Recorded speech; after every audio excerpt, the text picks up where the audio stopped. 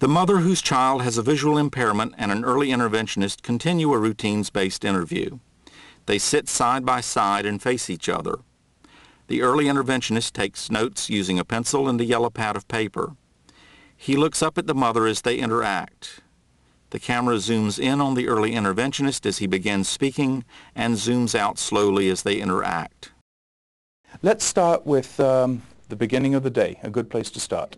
How does your day typically start? With the baby monitor. I hear Annie early on. She gets up about 7. Okay, so your day starts, you're awoken by the monitor, is that right? Okay. And what is it that you're hearing over the monitor? Just cooing, playing, little sounds. Yeah. I try to put some toys after she goes to bed. I try to put some toys in her crib at night that are safe, that she can roll over onto if she does. And she wakes up and sits herself up, and I can hear her playing. Okay. Okay, and so then what happens? You hear her, and then what do you do? Richard is usually up by then, and he goes and gives her a bottle, and I take a shower, try to get dressed as much as I can. Okay, hold on. You give her a bottle at other times of the day too, right? So you know how the bottle thing goes. How does that? How is the bottle feeding working out? Good. It's good. She takes it. She takes her bottle. She can hold her own bottle. Okay. And it's no problem. Okay. As far as Richard has told you, does he like that time of the day? Okay, good. Okay, meanwhile you're getting dressed, getting yourself ready.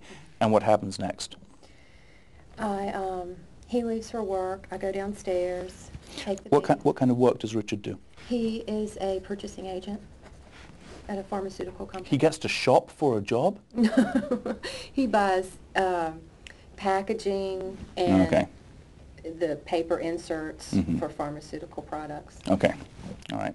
So he's off to work fairly early in the morning, is that right? Okay, and what happens after that? I get the baby, we go to the kitchen, I make coffee, we start breakfast. You go get the baby. Now, in the meantime, what has Elizabeth been doing? She's not an early riser. Okay, so she's still asleep. Okay, all right. The camera zooms in on the early interventionist. When you go to Annie, do you do the diaper thing right then, or do you do that later? Richard, she's probably okay. Richard will have changed her. He'll have changed her, okay. We'll come back to some time about diaper changing at a time when you do it, okay? All right. All right, so you get Annie, and what did you say happens next? You take her where? To the kitchen. To the kitchen, okay. Make coffee. I have some breakfast, and I start to empty the dishwasher.